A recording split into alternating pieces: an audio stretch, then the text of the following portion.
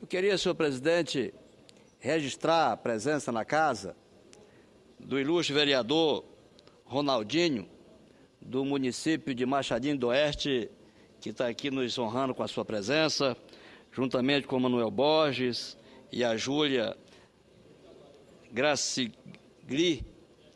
Então, eu queria deixar aqui o meu abraço ao Machadinho do Oeste, que está representado pelo ilustre vereador Ronaldinho. Senhor presidente, falo nesta tarde de estudante. Falo do projeto de lei 337, que apresentei à Casa no dia 12 de setembro deste ano, com vistas a alterar a Lei 10.260, de 12 de julho de 2001, para universalizar a adesão de estudantes a instituições de educação superior participante do Fundo de Financiamento Estudantil, o FIES. Fundo de Garantia de Operações de Crédito Educativo. Considero importante dizer que, após os primeiros passos, a matéria chegou à Comissão de Assuntos Econômicos em 25 de setembro passado e está, nesse momento, nas mãos da relatora, senadora Ana Amélia, do Rio Grande do Sul. O artigo 1º da referida preposição propõe uma nova redação para o parágrafo 11 do artigo 5º da citada Lei 10.260 de 2001, que passaria a vigorar como segue. Artigo 5º.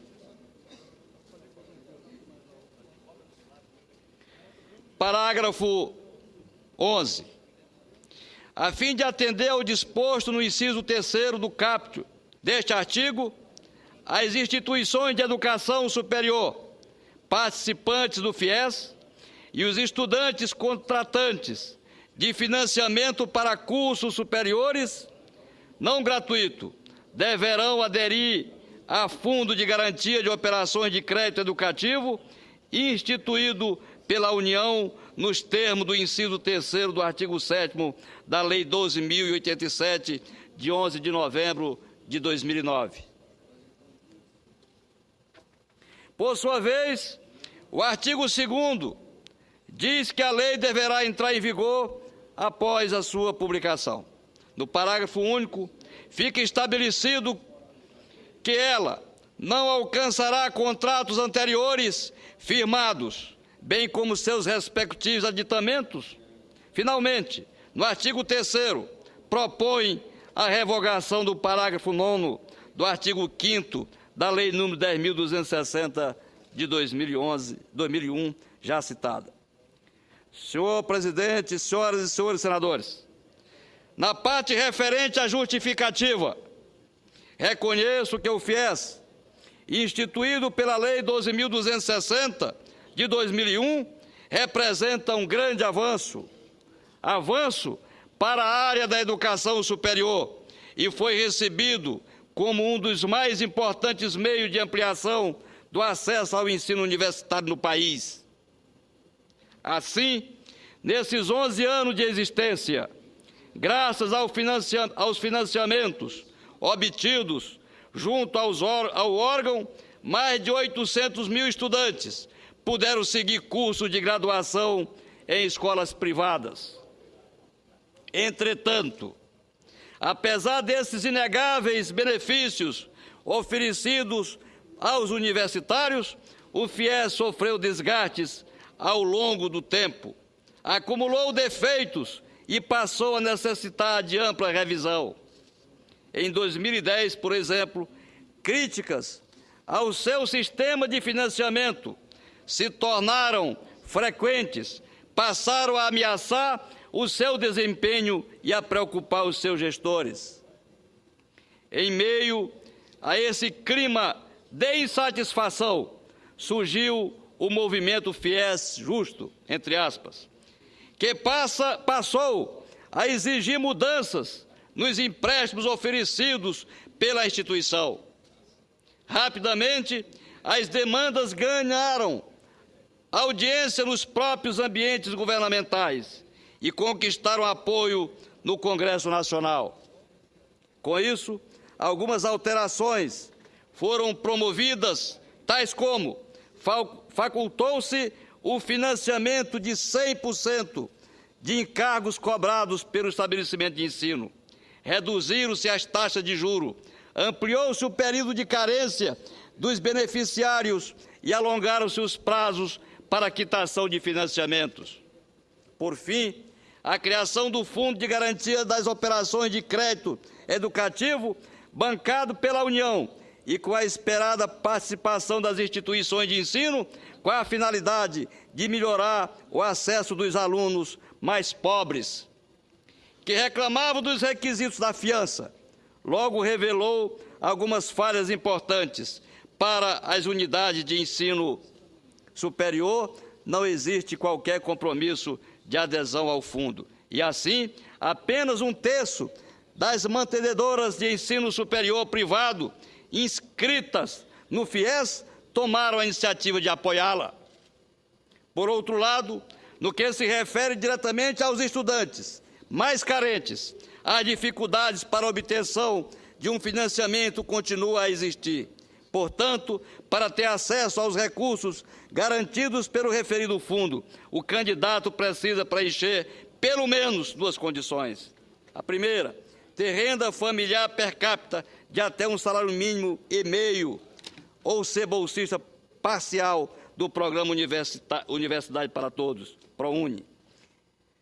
E contar com a adesão da instituição de ensino, a qual está matriculado, junto ao fundo garantidor.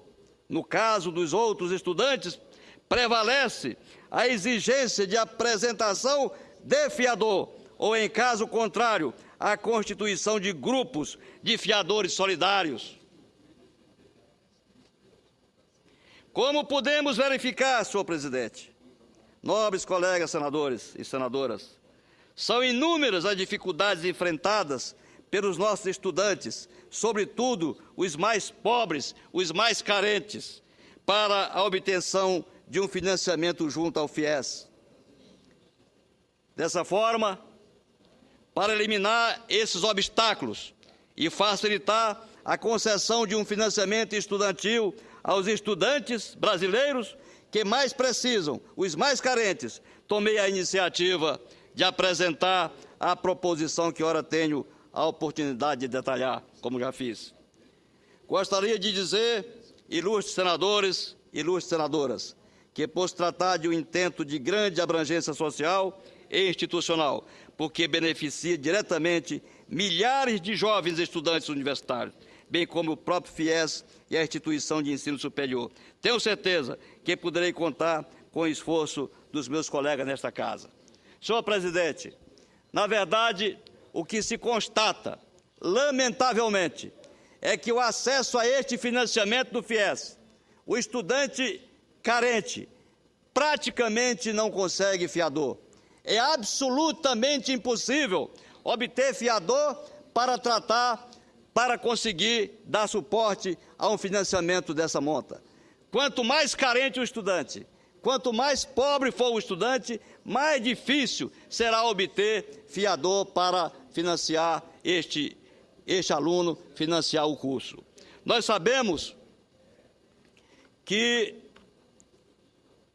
no Brasil, o Instituto da Fiança, o Instituto do Aval, só se consegue daqueles que têm algum poder econômico para dar a garantia. E sabemos que um estudante pobre, humilde, lá da periferia de uma cidade qualquer, jamais conseguirá, jamais terá condições de obter um fiador para que possa proceder ao financiamento do seu curso. Então, fica impossível, senhor presidente, senhoras e senhores senadores, conseguir um aval para o estudante carente. É um acesso praticamente impossível se obter nesses casos. Então, eu queria trazer à casa esta preocupação, este discurso que faço, mostrando a necessidade de se eliminar de uma vez por todas a exigência de avalista, a exigência de aval para a educação. Afinal, a educação é uma obrigação do Estado. A educação é um dever do Estado. Por isso é o Estado que deve, ele, Estado, arcar com todas as consequências da educação, os custos, e não transferir para o particular. O particular não deve, senhor presidente, não tem condições de avalizar cursos que são financiados a longo prazo. E depois o avalista, quando menos espera, recebe em sua casa uma cobrança, recebe em sua casa uma execução em face da inadimplência daquele estudante que ele nem lembra mais que no passado avalizou. Conheço casos de pessoas que, na verdade, avalizaram, fizeram aquele termo que faz na Caixa Econômica Federal e anos depois chega uma conta enorme para ele pagar. Então, quem tem que dar a garantia é o próprio governo. Quem tem que dar garantia é o próprio poder público, ele que é o responsável pelo ensino, ele é que é responsável pela educação. Não pode transferir isso para particulares, para a pessoa privada. Senhor presidente, eu tinha aqui ainda outro assunto para tratar, mas eu estou vendo que a fila de oradores estão ali querendo usar o horário, sobretudo das lideranças, e eu vou encerrar o meu pronunciamento em homenagem aos colegas que estão inscritos para falar, e eu vou deixar que eles possam utilizar o tempo e eu vou ouvi-los do plenário. Muito obrigado, Vossa Excelência.